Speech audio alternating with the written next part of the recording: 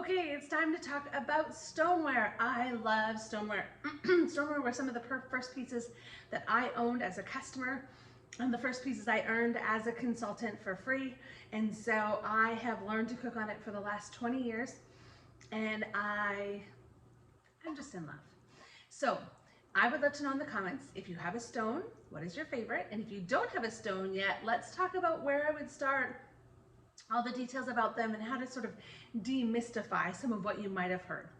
So let's start with our rectangle ones. So if you don't have a stone yet, this is where I would recommend starting.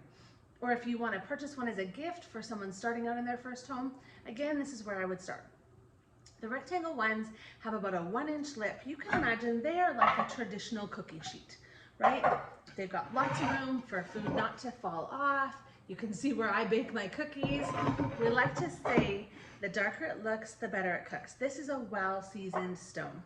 So I use my large one for pretty much everything from bacon to cookies to potatoes to vegetables. So many things go in the oven. The reason that stoneware cooks so much nicer is because if you think about how your oven technology is working, ovens are trying to heat up the pan. So stoneware is a clay product. So clay is actually going to collect the heat, just like the soil in the ground, and it's going to cook your food from the outside in.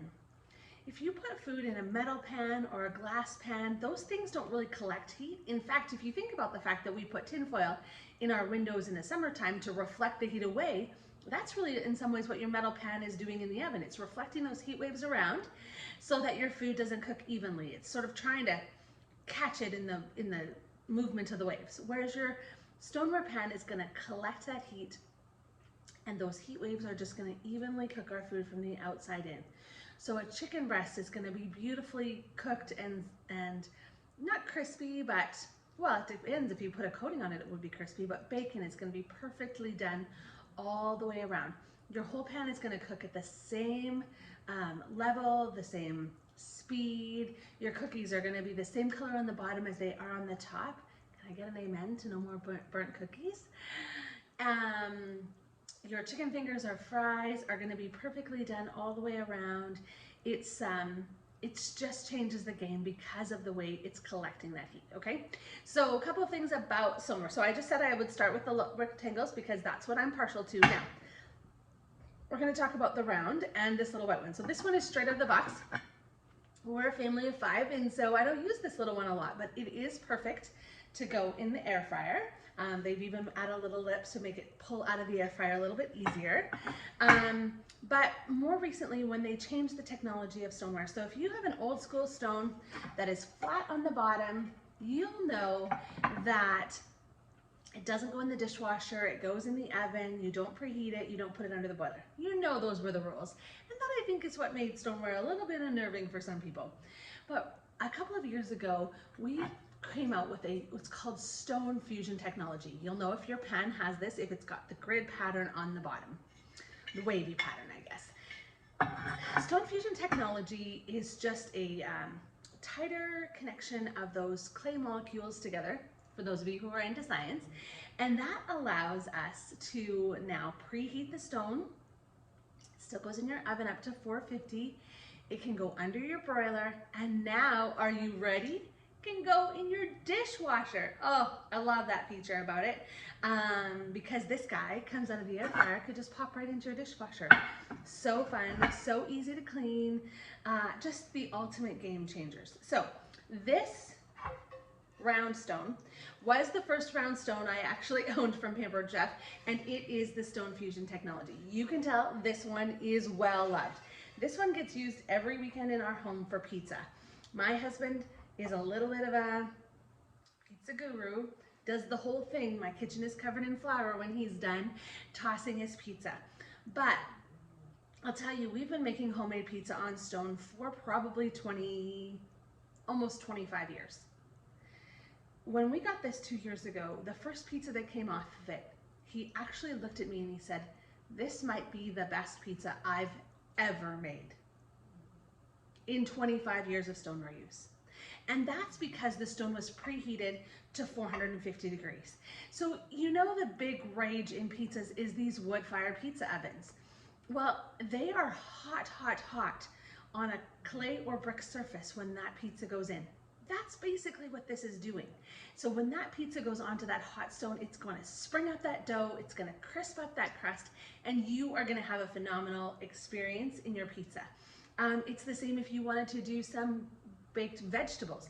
Preheating this stone and putting those vegetables on there is going to instantly caramelize some of those sugars in them, give you a little bit of that char feel on your vegetables, and give you an entirely new taste experience with a preheated stone. Oh, can you tell I love my stoneware? Love it, love it. Okay, so I've got a couple of other ones here. So these are some of the unglazed ones. These are just the ones that are in my kitchen that I pulled out to show you. This is actually my another one of my go-tos when it comes to cookies. So these ones I've had for a long time. So I usually put this one and the large bar pan in for cookies. And you can see again where I put my cookies. And what I love about this is when I started baking cookies on stoneware, my husband thought I'd changed the recipe.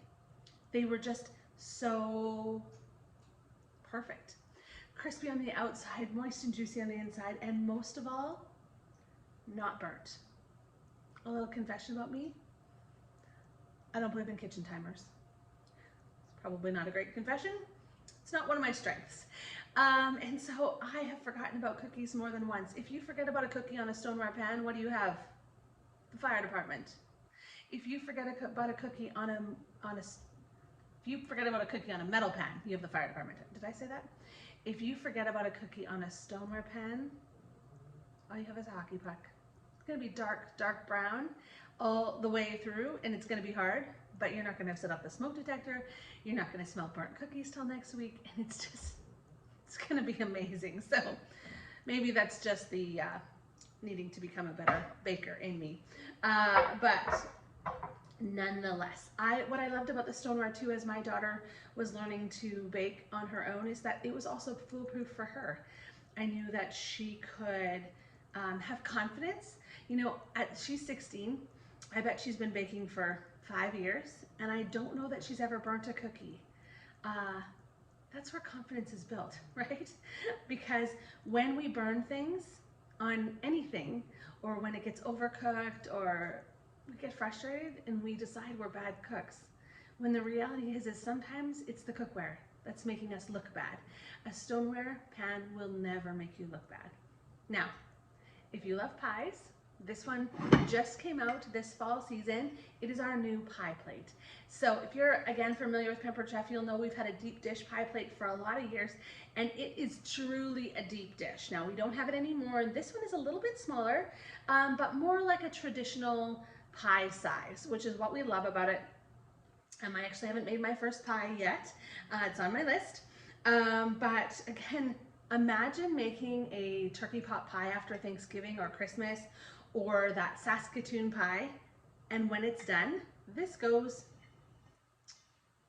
in the dishwasher. Sure does. And then the other one that came out this fall, this is a new one to us as well. It is a 9x13 baker. So nice tall sides, taller than the traditional 9x13 bakers. Look at this smooth white edge. Isn't that stunning? This is gonna look beautiful served on your table. Perfect for a lasagna or a hash brown casserole. Oh, I love hash brown casserole. Perfect for that chicken dish or that broccoli, mushroom, vegetable dish. You know the one, the fried onions on top. Ha, love that one. But here's the fun part. You can get an additional stoneware tray as a lid. Now this lid has to have food on it when it's cooked. But what we love about this is, imagine a lasagna on the inside and breadsticks on the outside. All in one contained container. You could cook cookies on this if you wanted to, biscuits, so many options. And it's really, you could even cook something like wings and then serve it right on this. It's so, so beautiful. Each of our stones comes with one of these pan scrapers. If you haven't been around for a while, these used to be brown and more square.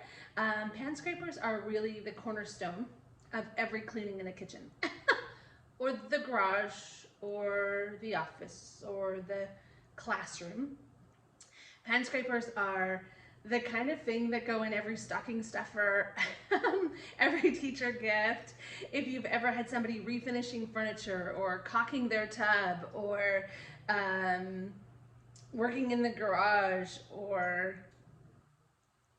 they all need a pan scraper. So every stoneware pan comes with a pan scraper. You can also buy them separately if you have that crafter in your life. Oh, every Cricut user, my Cricut label maker, not label maker, you know what I mean, the little decals on the walls.